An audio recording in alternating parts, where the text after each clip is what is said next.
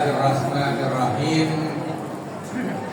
Assalamualaikum warahmatullahi wabarakatuh.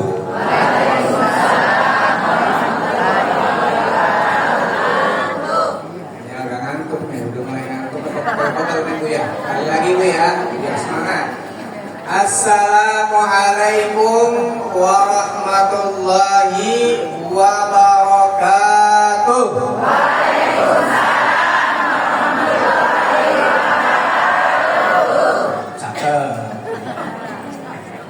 Alhamdulillahi rabbil alamin wa bihi nasta'inu ala umuri dunya waddin wassalatu wassalamu ala ashrafil anbiya wal mursalin sayyidina Muhammadin wa ala alihi wa sahbihi ajma'in, amma ba'd.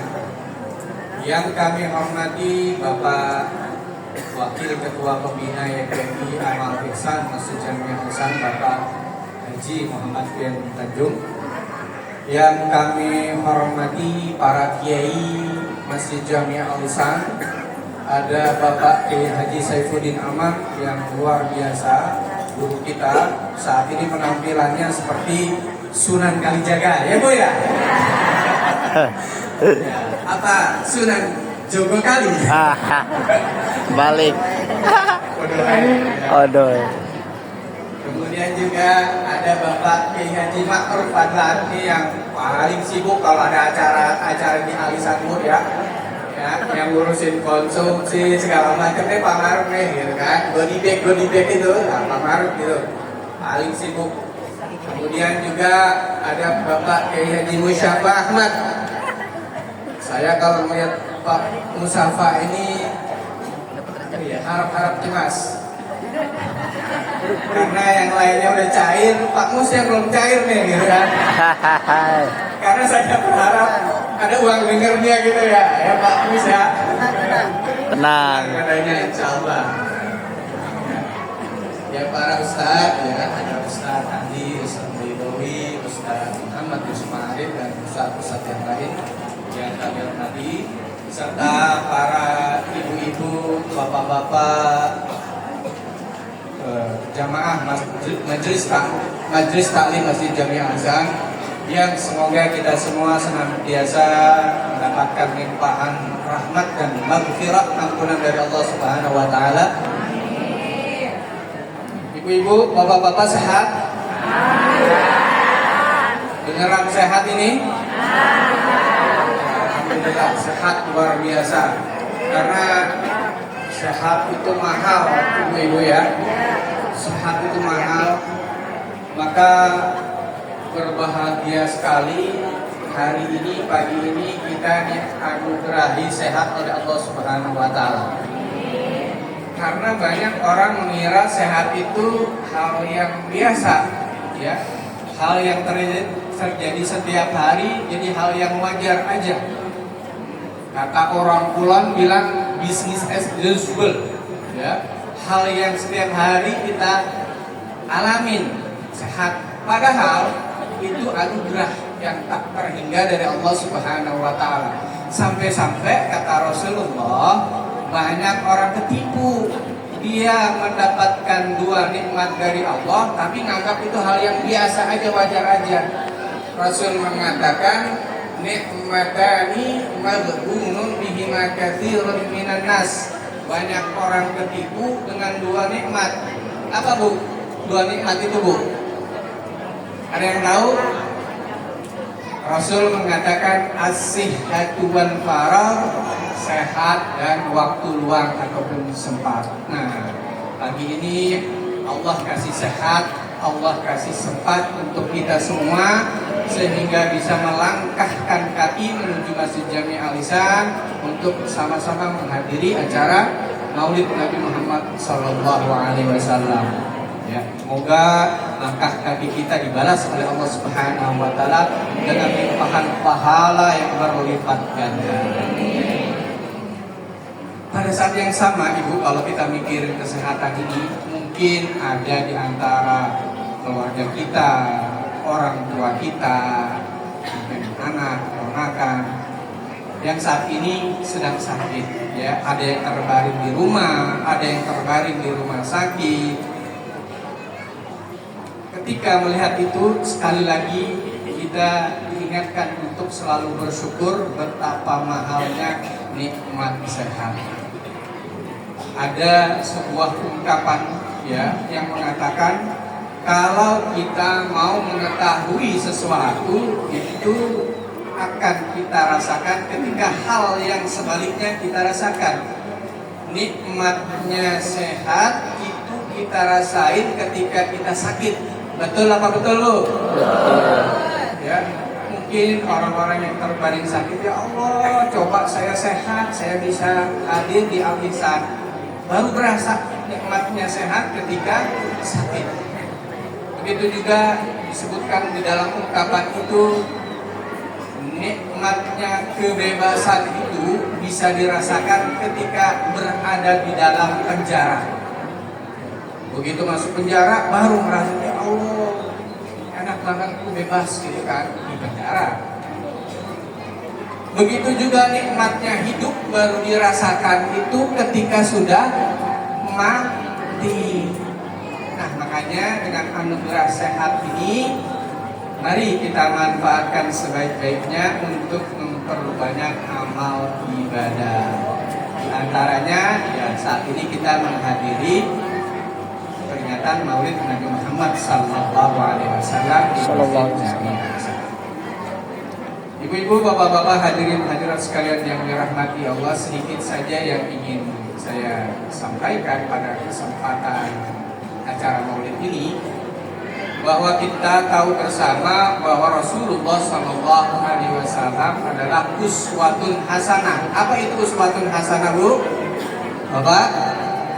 Contoh yang baik telah terdapat di dalam diri Rasulullah Sallallahu Alaihi Wasallam. Contoh yang baik.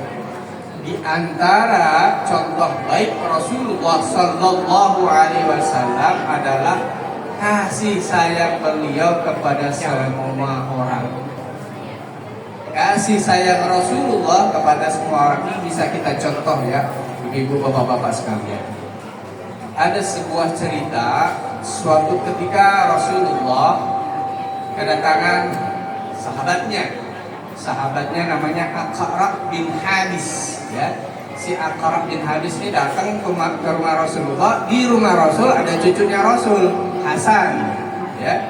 Cucu Rasul kan ada Hasan, ada Husain, ini ada Hasan. Biasa bocah kan, bocah kalau di rumah ngapain biasanya bocah, Bu? Lari ke sono kemari, manjat segala macam. Ya sama, Hasan juga seperti itu, gitu kan. Kadang gelendotin kakeknya, gitu kan, Rasulullah SAW. Nah, ketika si Hasan gelendotin kakeknya, Rasulullah mencium si Hasan sebagai ungkapan kasih sayang kepada sang cucu. Melihat pemandangan seperti itu, si Aqra' bin Habis ini kaget, gitu kan. Terus dia ngomong kepada Rasulullah, ya Rasulullah, di rumah saya punya anak 10, tidak ada satupun yang pernah saya cium peluk-peluk kayak engkau melakukannya kepada cucumu, wahai Rasulullah. Langsung Rasulullah mengatakan kepada sahabatnya ini, catat nih Bu, ya. Sabda Rasul ini catat, bisa menjadi status, ya. Bisa di WA, Instagram, Facebook. Apa kata Rasul? Man la yarham la yurham. Siapa yang tidak menyayangi maka tidak akan disayangi. Cakep gak, Bu? Man la yarham la yurham. Siapa yang tidak menyayangi maka tidak akan disayangi. Ya.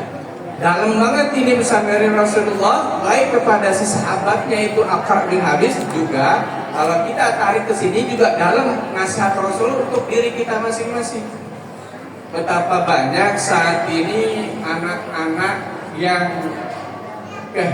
kehilangan figur ayah bundanya di rumah. kurang kasih sayang, ya. Mungkin orang tuanya sibuk dengan pekerjaan, berdagang atau apapun aktivitas yang lainnya. Ketika anak-anak mendapatkan masalah, mereka susah curhat, mau kemana gitu kan. Ya, masalah anak sekarang kan banyak Bu ya, belum bullying, apalah macam-macam ya. Dan sebaliknya, ketika anak mendapatkan prestasi, kadang orang tuanya juga nggak ngeh gitu kan. Padahal saat itu dibutuhkan support dari keluarganya, dari orang tuanya. Ya, makanya banyak orang tua itu mengeluh, oh anak-anak saya ini nggak perhatian ya sama saya sebagai orang tuanya. Nah, pertanyaan seperti ini harus kita introspeksi diri kita berkaitan dengan sabda Rasul tadi. Kenapa kita seperti dicuekin sama anak-anak kita ya? Bisa jadi karena kurangnya perhatian kita kepada anak-anak kita. Ya, saat mereka terpuruk, kita nggak hadir. Padahal kita bisa, Dok, ada apa Dok? Kok pulang sekolah nih sepertinya kamu lemes-lemes aja gitu kan, murung. Ada apa sih? Ceritain dong ke mama, ceritain dong ke ayah gitu ya. Jadi anak merasakan kehadiran orang tua, ya. Terus ketika anak mendapatkan prestasi, ya prestasi kemarin 17 Agustus menang lomba makan kerupuk, lomba apa gitu ya, lomba balap karung, kasih pujian gitu kan, lu seneng mama kamu juara gitu kan. Jadi anak-anak kita merasakan kehadiran kita, ini bentuk kasih sayang, kasih dulu ya. Nah, ketika kita sudah memberi kasih sayang kepada orang-orang terdekat kita, anak, pasangan, suami, istri, maka suatu saat kasih sayang itu berbalik kepada siapa Bu? Kepada kita. Nah, ini kan sekarang apa ya? Pola pikir kita ini kebalik. Pengennya kita disayang, terus diperhatiin, terus betul apa betul Bu? Sementara kita kurang perhatian, kasih sayang kepada orang yang ada di sekitar kita, kepada suami, kepada anak. Konsep yang disampaikan oleh Rasulullah nggak seperti itu. Konsepnya duluin dulu kita memberi kasih sayang kepada orang yang ada di sekitar kita. Kita tebar kasih sayang dulu kepada suami, ya, kepada istri, kepada anak, kepada tetangga, ya, sahabat. Kita tebar kasih sayang, maka kasih sayang itu akan balik ke kita. Jangan kita nggak ada perhatiannya nih teman kita gitu kan, nggak ada perhatiannya di tetangga kita lah, kita juga nggak pernah perhatiin tetangga kita gitu kan. Ini makanya dalam banget pesan dari Rasulullah SAW, kalau kita mau disayangin sama orang lain, khususnya keluarga kita, maka kita dulu yang memberi kasih sayang kepada orang lain. Nah, mengenai kasih sayang Rasulullah, kalau kita baca sirah sejarahnya luar biasa, kayak gak ada batasnya kasih sayang Rasulullah ya Bu ya. Mungkin Bapak Ibu pernah dengar kisah Rasulullah diludahin sama nenek-nenek. Di sini ada nenek-nenek? Banyak. Suka ngeludahin kagak? Enggak ya. Ya, ini di zaman Rasulullah ada nenek-nenek kebiasaannya ngeludahin muka Rasulullah. Luar biasa kan? Jahatnya, gitu kan? Setiap Rasulullah mau berangkat sholat subuh diludahin tiap hari itu, ya. Sampai suatu hari absen alias nggak ngeludahin si nenek-nenek ini. Selesai sholat subuh, singkat cerita Rasul nanya, wahai sahabat, ada yang kenal nggak? Nu nenek yang rumahnya di gang itu tuh, gitu kan? Oh iya, itu tetangga saya Rasulullah. Nenek itu adalah seorang Yahudi. Saat ini dia lagi terbaring sakit. Oh, anterin saya deh kalau gitu, saya mau nengokin tuh nenek. Ini Rasulullah, orang yang tiap hari ngeludahin dia, balasannya apa bu? Didatengin. Nah, kalau kita apa bu?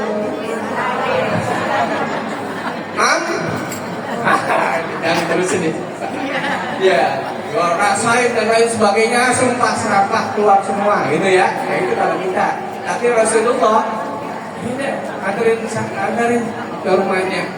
Nyampe rumahnya, Rasulullah biasa saja, nenek ini yang shock gitu kan. Karena apa?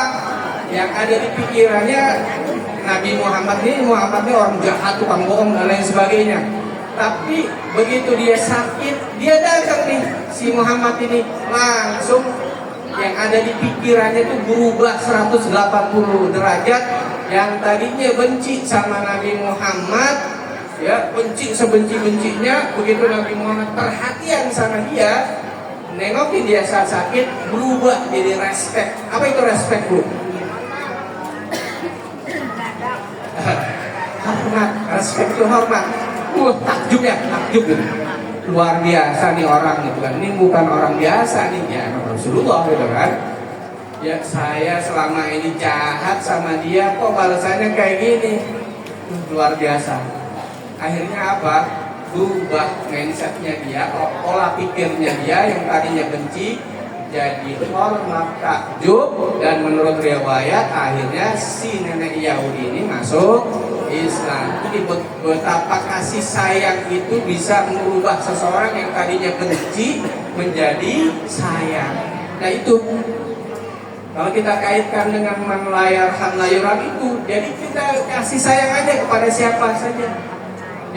Ya termasuk orang yang benci kita, karena ini memang berat ya.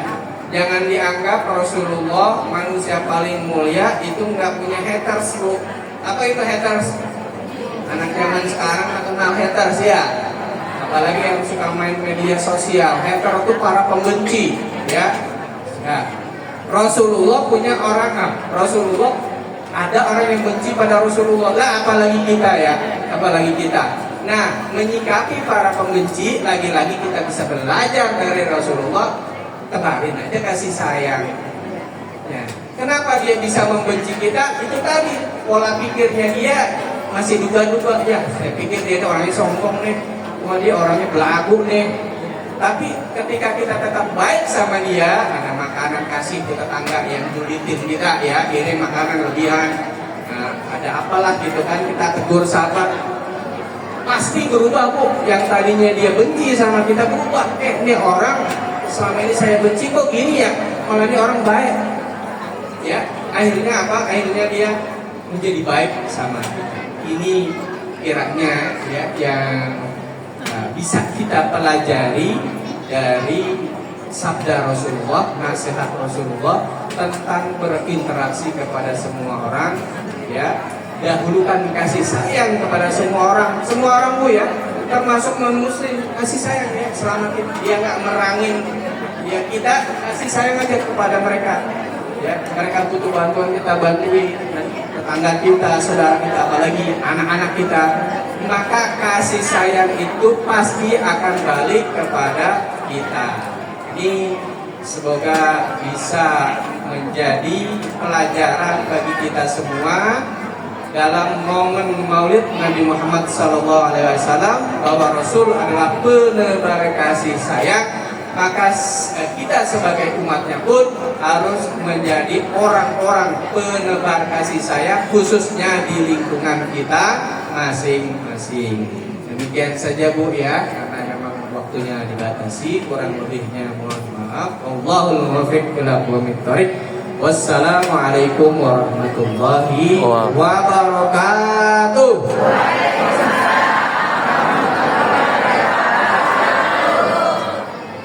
Terima kasih kepada Ustaz Zulkarnain atas ceramahnya yang disampaikan, semoga apa yang beliau disampaikan dapat menjadi inspirasi bagi kita semua untuk melakukan berbagai amal kebaikan.